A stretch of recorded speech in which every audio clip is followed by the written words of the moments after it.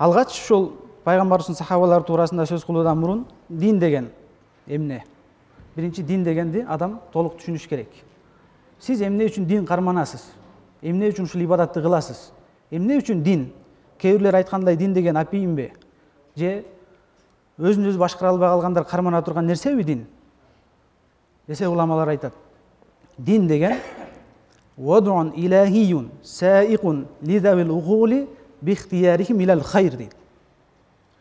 Акыл ээлерин өз ыктыярлары менен жакшылыкка алып баруучу Алла Тааланын эреже мыйзамдары дейт. Дин ушул да, сизди жакшылыкка алып баруучу. Динди кимдер карманат десе, динди акылдуулар карманат дейт. Бихтиярихим дейт. Анан дагы бул ыктыяры менен. Эч бир Алла Таала динди бирөөгө мажбурлабайт. Сен сөзсүз ушул динди карманасың. Инсан өз ыктыяр кылат. Ал ыктыяр кылганды ким ыктыяр кылышы мүмкүн десе, акылдуу адам.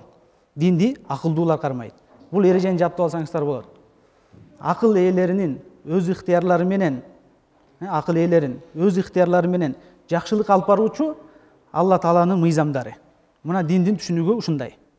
Эми диндин ичинде эмнелер бар десеңиз, дин негизи өзү чоң 3 бөлүктөн турат.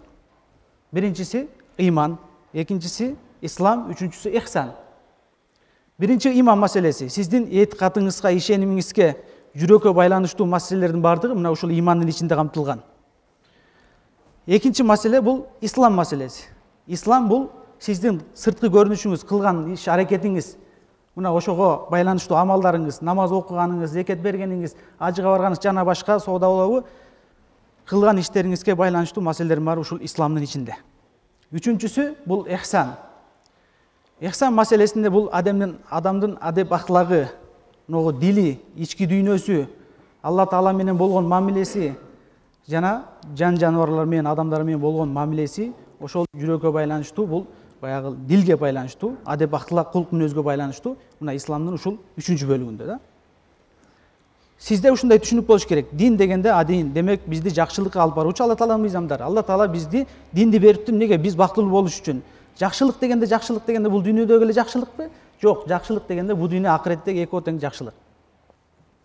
Эми ыйман маселеси. Сиз ушул ыйман маселелерин каяктан окуп үйрөнөсүз десе, бул ыйман маселесин сиз илмул акида, акида илиминде окутулуп үйрөтүлөт. Акида илиминде ошол жерде сиз ыйманыңызды кантип сактайсыз, сиздин ыйманыңызга келген шубхаттарды, күмөндөрдү кантип кайтарасыз, жана башка акидага тиешелүү маселелердин бардыгы ушул бөлүктө калат. Буну илмул акида окутуп үйрөтөт. Экинчи ислам маселесин, бул баарыбызга белгилүү болгондой, сиздин намазыңыз, зекетиңиз, башка нерселер дурус болду, дурус болбой калдыбы, булардын бардыгында фик илими, фик. Көп эле угуп жүрөбүз, бул фик илими ушу экинчи бөлүмдө окутуп үйрөтөт.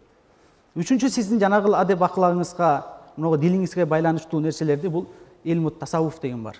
Илмут тасаввуф мына ушул жакта окутулуп үйрөтүлөт.